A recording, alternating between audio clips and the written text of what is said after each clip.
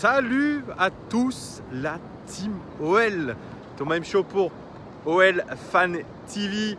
Très heureux de vous retrouver. J'espère que vous allez bien en ce début de week-end. Jour de match de l'Olympique lyonnais, c'est à 17h15 tout à l'heure contre Bordeaux au Groupama Stadium. Jour de match, on est tous heureux. Là, moi, ce sont mes derniers instants en vacances sur cette belle côte landaise, sur cette belle plage que vous avez l'habitude de voir ces derniers jours. Ce seront probablement mes 2 dernières vidéos puisque j'essaierai de faire le débrief assez rapidement ce soir. Voilà, donc j'en profite un petit peu. Vous, j'espère que vous profitez de votre début de week-end. C'est l'avant-match de ce match contre Bordeaux avec un petit communiqué de la part de Juninho, ou plutôt je pense de la communication de l'Olympique lyonnais. Vous savez, en ce moment il y a la lutte un petit peu contre l'homophobie dans les stades et Juninho appelle à ce que les supporters, nos supporters, vous supporters pour ceux qui vont au stade, respectent le camp d'en face, sachant que Bordeaux, vous le savez, ce sont un petit peu les frères de l'AS Saint-Etienne, des supporters de la SS. Il y a, je crois, un partenariat entre les Magic Fans et les Ultras de Bordeaux, les Ultramarines, je crois que c'est ça, hein. Si je me trompe pas, je crois que c'est un petit peu utopique ce message proposé par Juninho. Mais voilà, il a le mérite d'être là, donc on va, voilà, je m'arrêterai ici pour les commentaires. Je vais vous présenter un petit peu l'adversaire de ce soir, puisque les Girondins de Bordeaux sont quand même un adversaire historique de la Ligue 1 pour Lyon.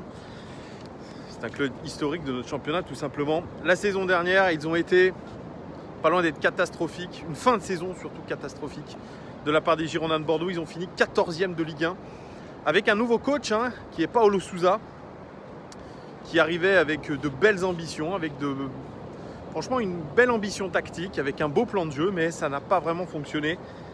Cette année, Bordeaux, c'est 4 buts. Au niveau des expected goals, ils auraient dû en mettre 3, donc ils sont plutôt réalistes par rapport à la qualité de leurs occasions.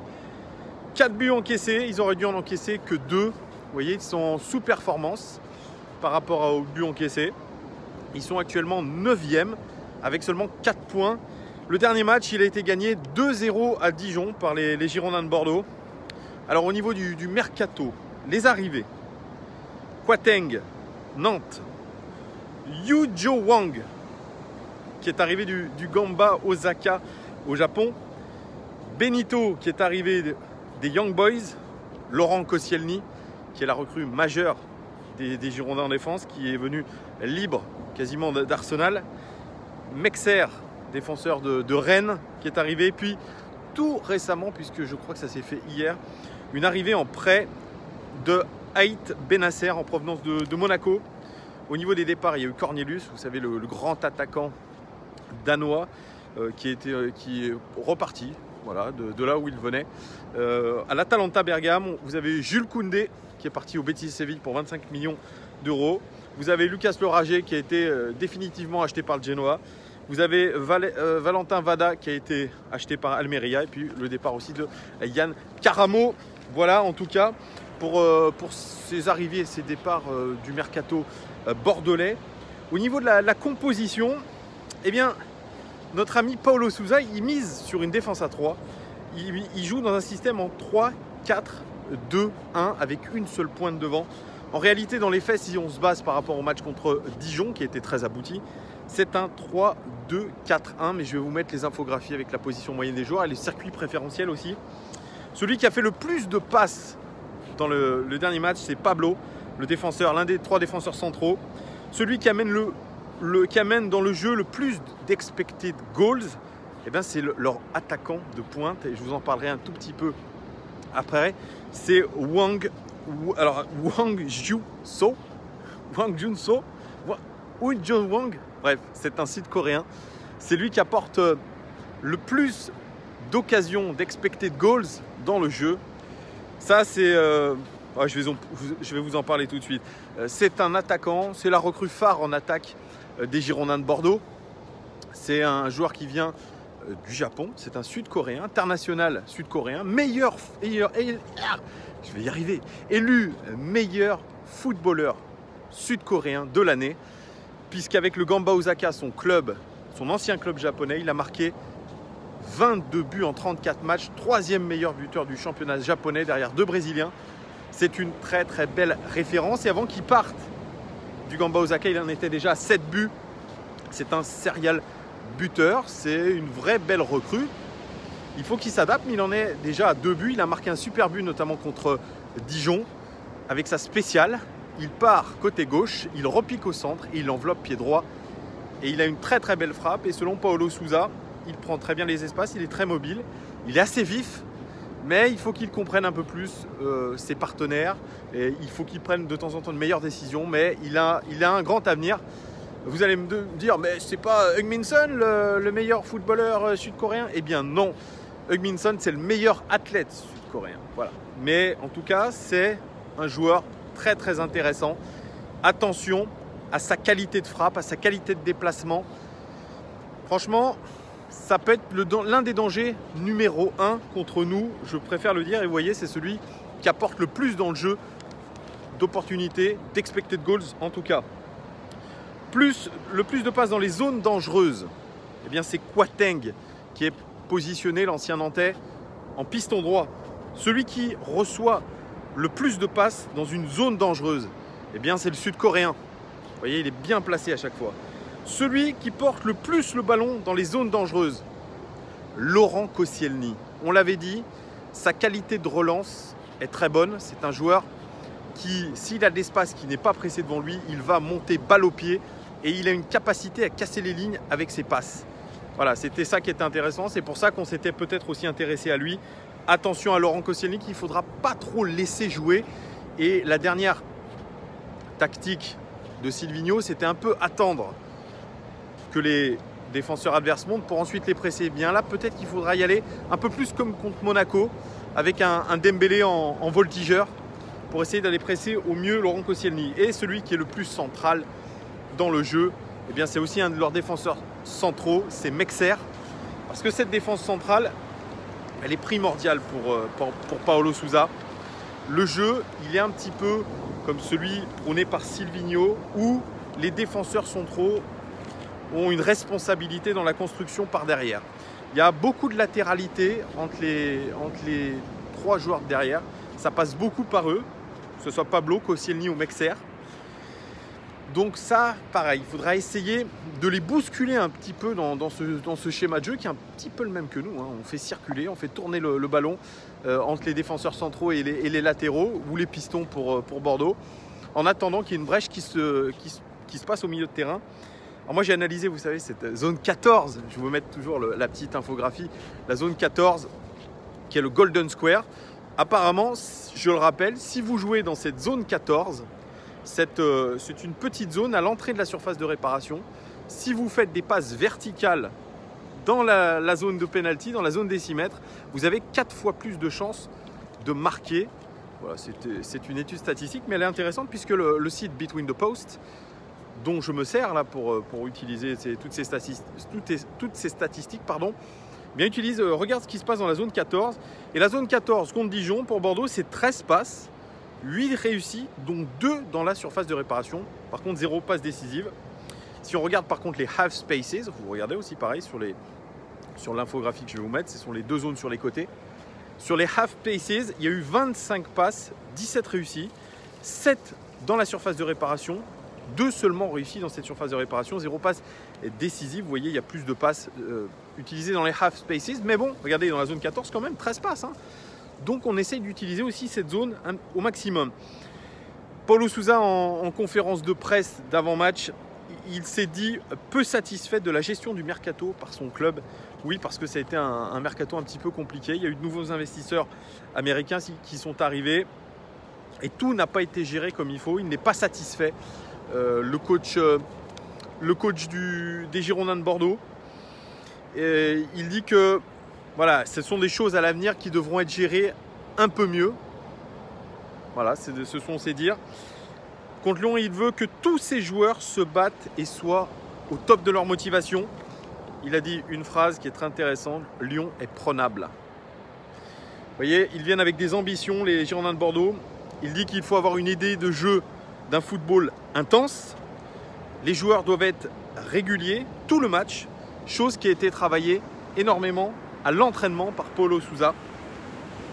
Il dit aussi qu'il aime contrôler le ballon, il aime contrôler le jeu et surtout mettre de la verticalité. Nous, c'est ce qui nous a manqué un petit peu. Je vais essayer de ne pas m'embourber dans le sable. Nous, c'est ce qui nous a manqué un petit peu contre Montpellier, cette verticalité. Vous le savez, Silvinho, lui, est arrivé en conférence de presse. Il est revenu sur le match de Montpellier. Il dit qu'il a reconnu que Lyon n'avait pas eu l'intensité tout le match. Et moi, je repose cette question. C'est un marronnier, voilà, c'est comme ça qu'on dit. Un marronnier, je le dis, ça n'engage que moi, encore une fois. Je pense qu'il y a un vrai problème de préparation physique. On a gardé exactement la même team de prépa physique dirigée par Antonin da Fonseca. Et on a toujours les mêmes problèmes d'intensité dans les matchs qui sont très très variables. Et on a des joueurs qui arrivent à bout de souffle en début de seconde période. Là, il le dit indirectement quand même. On n'a pas su mettre l'intensité. Alors que contre Angers, on l'avait mise. Et surtout contre Monaco. Donc, arrivé au troisième match, ça y est, il n'y a plus rien dans les quilles. Et c'est ce qu'on avait vu aussi en match de préparation, même si on pouvait mettre ça sur le compte de la fatigue. Selon lui, donc, la défaite contre Montpellier, elle est liée tout simplement au manque de pressing de l'Olympique lyonnais, qui était l'élément clé selon lui. Bah oui, pour faire le pressing, il faut avoir du coffre, il faut avoir du physique, il faut courir, il faut répéter les courses à haute intensité. Ce qui n'a pas été vraiment le cas. On va voir un petit peu comment ça se passe contre Bordeaux. Il y aura sûrement une vraie révolte. Enfin, on espère en tout cas, on espère pas revoir le jeu apathique de notre équipe. Et il a parlé aussi d'un processus de rotation après la trêve internationale où il va changer les hommes. Parce qu'il dit que quand on va jouer tous les 3 jours, eh bien, il y a des joueurs qui seront forcément très fatigués. Là, on le voit que déjà au bout de 3 matchs avec la même équipe, il y en a qui sont cramés. Bien là, il va vraiment y avoir un vrai processus de rotation. Il a parlé de son principe de jeu. Il dit qu'on attaque à 6 et on défend à 4. Le but, c'est d'avoir 2 blocs qui arrivent à se mélanger dans le match. Après, bon, c'est aux joueurs un petit peu à faire vivre tout ça. Oui, du classique tactique. Mais c'est plus un état d'esprit qu'on recherche encore une nouvelle fois. Un état d'esprit. L'état d'esprit qu'on a trop souvent eu à l'Olympique lyonnais sur ces 3 dernières années. Des joueurs apathiques, des joueurs mous. Des joueurs qui n'ont pas le mental. Ça aussi, je ne sais pas s'il y a une préparation mentale à l'OL. Ça, c'est quelque chose qui fait défaut. Aujourd'hui, il faut absolument un préparateur mental avant les matchs. C'est ce que je pense, en tout cas. Des joueurs qui soient beaucoup plus concentrés sur ce qu'ils font. Donc là, on attend vraiment une vraie réaction au niveau de l'équipe qui devrait être mise en place toujours sur un 4-3-3. L'équipe, le journal L'équipe, parlait d'une mise sur le banc de Houssem Aouar, qui a été un petit peu sur courant alternatif contre Montpellier, au profit de Jeff Adelaide, qui ferait ses grands débuts en tant que titulaire. Mais ça reste du conditionnel. À droite, on devrait avoir, en tant que latéral droit, on devrait avoir Kenny Tété. À gauche, Léo Dubois, qui pallierait à l'absence de latéraux gauche. À noter la convocation dans le groupe, la convocation surprise de Melvin Barr, 18 ans, arrière gauche, qui vient de signer son premier contrat professionnel. Silvinho en dit du plus grand bien. À noter aussi le retour de Raphaël. Voilà, mais Raphaël, il est en cours de reprise aussi. Je ne sais pas trop ce qui se passe physiquement, mais il n'a pas l'air d'être au top non plus. Et puis, écarté, si on peut dire, Oumar Solet, Amine Gouiri et Maxence Cacré. Ça sent mauvais pour tous ces joueurs-là. Très sincèrement, les Gones, pour moi, il faudrait les prêter parce que vous allez clairement les faire reculer mentalement. Pour les concerner, en plus, c'est pas top. Quand on vous dit vous entraînez toute la semaine avec l'équipe première, ensuite le week-end vous partez en National 2, c'est très compliqué à gérer. Amine Gouiri, je pense qu'il s'imaginait beaucoup de choses après sa blessure au ligament croisé. Mais apparemment, si Silvinho ne le convoque pas, c'est qu'il estime qu'il n'est pas prêt, qu'il n'est pas au niveau. C'est la même chose pour Oumar Soler, qui aujourd'hui ne peut pas, dans la hiérarchie, concurrencer par exemple un Marcelo. Il est clairement derrière Marcelo, donc voilà, l'avenir s'assombrit aussi pour Oumar Soler. On verra après la trêve. Et puis Maxence Cacré, qui je le rappelle, est un grand espoir de l'Olympique lyonnais, plébiscité par beaucoup de supporters. malheureusement pour lui, c'est pareil. Hein, il n'arrive pas à être régulièrement appelé dans le groupe de Silvio pour l'instant. Pareil, lui, moi, je pense qu'il aurait mérité d'aller gagner du temps de jeu ailleurs, peut-être en Ligue 2. C'est le cas de Yann Kitala, qui avait été vu lors des matchs de préparation. Yann Kitala, attaquant très physique. Bonne coffre, un bon coffre. Hein, par contre. C'est vrai que c'est une armoire à glace, un joueur très puissant qui va signer qui a été prêté plutôt du côté de Lorient en Ligue 2. Pareil, il va s'aguerrir. Moi, je pense que ça aurait été bien pour Amine Gouiri, Oumar Soleh et Maxence Cacré d'aller gagner du temps de jeu ailleurs. Mais le mercato n'est pas fini. Vous pourrez peut-être voir ça très très prochainement. Voilà les gones pour l'équipe qui devrait être alignée et puis pour les joueurs un peu du groupe. Il ne reste plus pour moi que vous donner mon pronostic. Eh bien, moi, je vois une victoire de l'Olympique Lyonnais. Je suis chauvin. Mais vraiment, je vois une victoire de l'Olympique Lyonnais. Je vois une victoire étriquée. Hein. Il n'y aura pas de clean sheet. Une victoire 3-2 sur notre terrain. Une victoire à l'arraché. Je dirais but de Moussa Dembélé. But de Jeffrey Adelaide pour sa première. Et allez, un petit but de Thiago Mendes. Voilà. J'espère que je ne me trompe pas. D'ailleurs, dans cette équipe, apparemment, il y aurait toujours Lucas Touzard. Ça fait 4 ans aujourd'hui, jour pour jour, qu'il a signé à l'Olympique Lyonnais. Il l'a mis sur son Instagram. Allez voir. Voilà, c'est pas mal pour lui. C'est une belle date aujourd'hui. Bref, les gones, il ne me reste plus qu'à vous souhaiter un très bon match. Une très belle fin de vacances pour ceux qui sont toujours en vacances, qui vont reprendre le boulot lundi. Puis un très bon début de week-end aussi, les gones. Je vous donne rendez-vous après le match pour le débrief statistique. Ouais, vous adorez les stats, hein, et ben vous allez en bouffer.